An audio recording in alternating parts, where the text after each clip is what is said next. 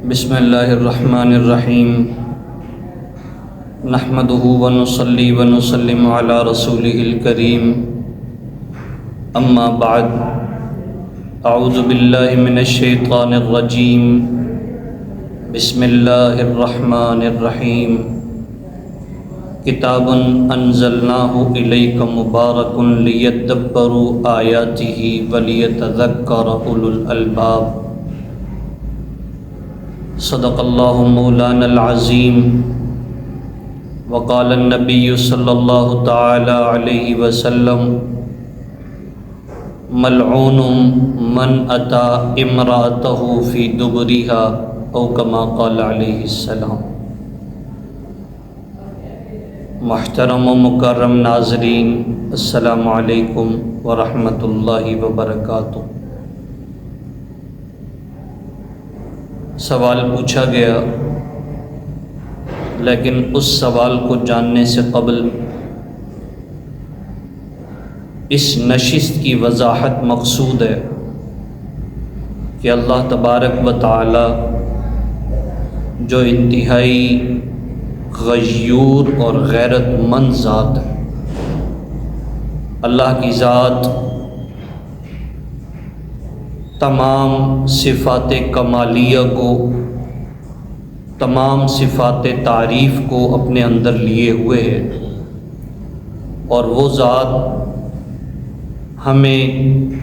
نبی پاک صلی اللہ تعالی علیہ وسلم کے ذریعے سے پیغامات اور احکامات پہنچاتا ہے۔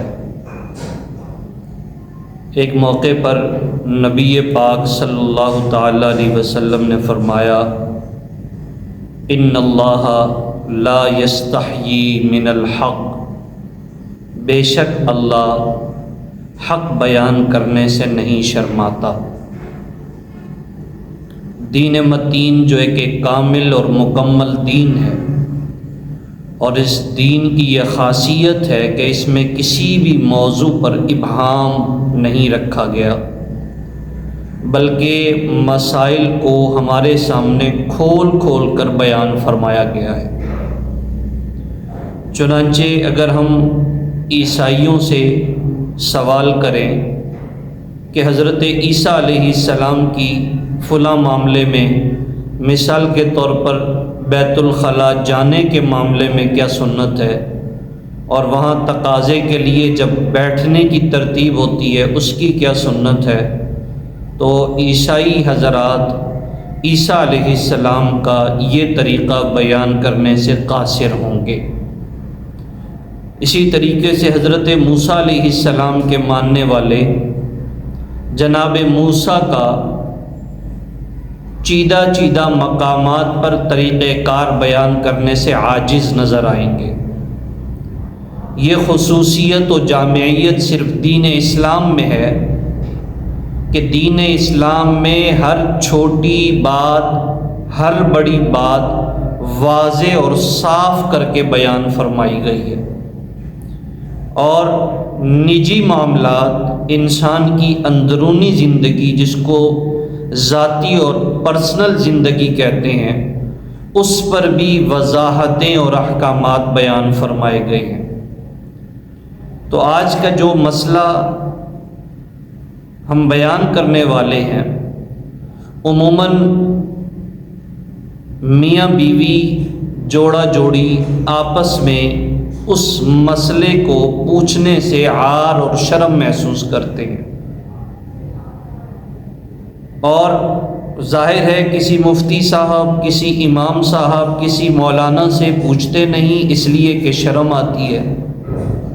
اور اس شرما شرمی کے اندر وہ گناہ کے مرتکب ہو رہے ہیں، حرام کام کے مرتکب ہو رہے ہیں، اور پھر گناہ میں بھی وہ گناہ جسے گناہ کبیرہ کہا جاتا ہے اس کے مرتکب ہو رہے ہیں،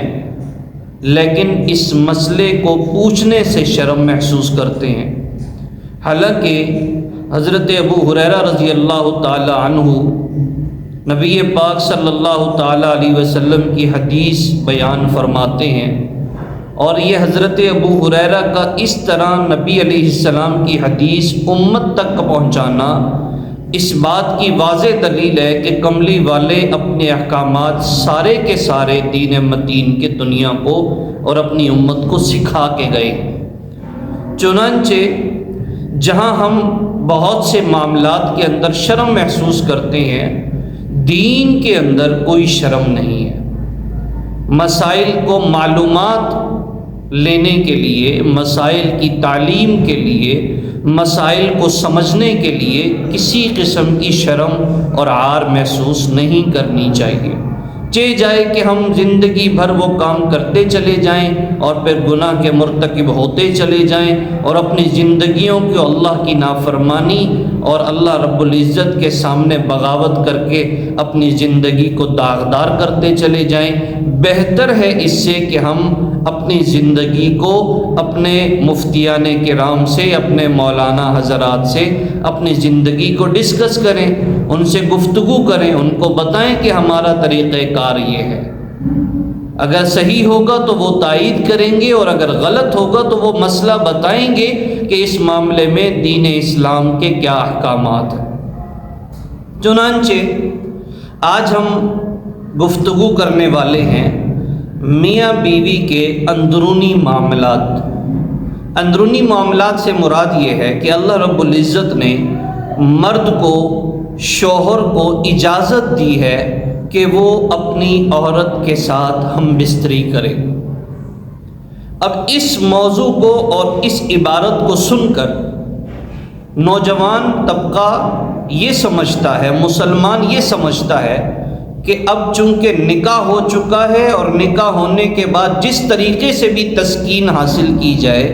اور جس طریقے سے اپنی عورت کو استعمال کیا جائے اس کی شریعت نے اجازت دی ہے، حالانکہ ایسی بات بالکل بھی نہیں ہے۔ جہاں اجازت دی گئی ہے اس کا مقام متعین کیا گیا ہے اور ایک جگہ سے روکا گیا ہے، جس بارے میں نبی پاک صلی اللہ تعالی علیہ وسلم نے فرمایا ملعون من اتی امرأتہ فی دبرہا۔ سنن ابی داؤد کی حدیث ہے، اس میں یہ واضح طور پر سنن ابی داؤد جو کہ کتاب کی حدیث کی ایک مستقل اور مستند کتاب ہے، درس نظامی کا حصہ ہے، اس میں یہ حدیث موجود ہے۔ حضرت ابو ہریرہ راوی ہیں، فرماتے ہیں نبی علیہ السلام نے فرمایا ملعون ہے وہ شخص، لعنت کی گئی ہے اس شخص پر کہ جو اپنی عورت کے پاس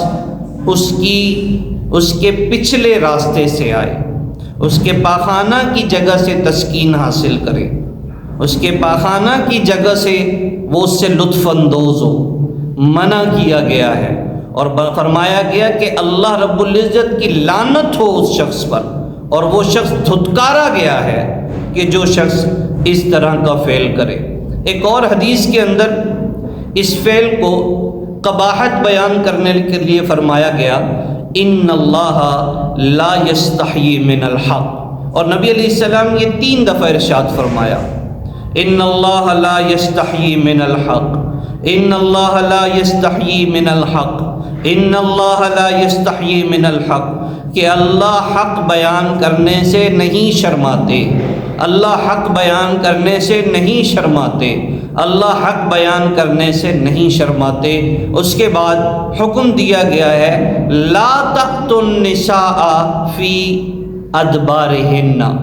تم عورتوں کے پاس ان کے پچھلے حصے سے مت آنا، اس سے منع کیا گیا ہے۔ چنانچہ جو شخص، ایک اور حدیث مبارکہ جو کہ جامع کی حدیث ہے، جامع المسند صحیح بخاری کی حدیث مبارک ہے، اس میں راوی حضرت ابو ہریرہ رضی اللہ تعالیٰ عنہ ہے۔ حضرت فرماتے ہیں لا ينظر اللہ الی رجل اتی رجلا او امرأة فی دبرہا، اللہ رب العزت نظر رحمت نہیں فرماتے اس شخص پر کہ جو شخص یا جو عورت کے پاس آئے اس کے پچھلے راستے سے۔ اس کو عربی کے اندر دبر کا لفظ استعمال کیا جاتا ہے، جس کو ہم مقعد بھی کہتے ہیں، دبر بھی کہتے ہیں، کہ جو شخص عورت کے دبر کے حصے کی طرف آئے اللہ رب العزت اس پر نظر رحمت نہیں فرماتے۔ اندازہ لگائیں کتنا بڑا گناہ ہے۔ اور یہ وہ عمل ہے جس کے پوچھنے سے عموماً نوجوان مرد و عورت شرم محسوس کرتے ہیں، اور زندگیاں بیت گئی ہیں اس فعل قبیح کو کرتے ہوئے، جس پر اللہ رب العزت کے پیارے پیغمبر لعنت فرما رہے ہیں، جس پر نبی بار بار فرما رہے ہیں اللہ شرم محسوس نہیں کرتے، اللہ شرم محسوس نہیں کرتے، اللہ شرم محسوس نہیں کرتے، اور پھر حکم دیا لا تأتوا النساء فی ادبارہن، کہ تم عورتوں کے پاس ان کے پچھلے راستوں سے مت جاؤ۔ پھر ایک اور حدیث میں فرمایا گیا ان اللہ لا ينظر الى رجل ان اللہ لا ينظر الى رجل اتى رجلا او امرأة في ادبارها یا فی دبرها، کہ اللہ نظر رحمت بھی نہیں فرماتے، چنانچہ جان لینا چاہیے کہ جو شخص جان بوجھ کر ایسا کرتا ہے اللہ رب العزت نے اس فعل کو حرام قرار دیا ہے، اور جو اس حرام فعل کو حلال سمجھ کر کرے وہ کافر ہو جاتا ہے، وہ دائرہ اسلام سے خارج ہو جاتا ہے۔ اللہ رب العزت نے حلال متعین جگہ ہمیں دی ہے، حلال کو چھوڑ کر حرام کی طرف جانا حلال فعل کی ناشکری بھی ہے اور حلال فعل کی ناقدری بھی ہے، اور یہ گناہ کبیرہ ہے۔ اگر آج تک کرتے آئے ہیں تو سچے دل سے ایسے شخص کو توبہ کرنی چاہیے، استغفار کرنا چاہیے، اور آئندہ اس فعل قبیح سے بچنا چاہیے۔ حرام کام ہے، البتہ یاد رکھنا چاہیے کہ اس فعل کے کرنے سے نکاح نہیں ٹوٹتا، اس سے تعلق میاں بیوی کا جو انعقاد نکاح کی وجہ سے ہے وہ ختم نہیں ہوتا، بلکہ گناہ ضرور ہوتا ہے، حرام فعل ہے۔ اللہ تعالیٰ سے دعا ہے اللہ پاک ہم سب کو دین متین کا مکمل فہم نصیب فرمائے۔ السلام علیکم ورحمۃ اللہ وبرکاتہ۔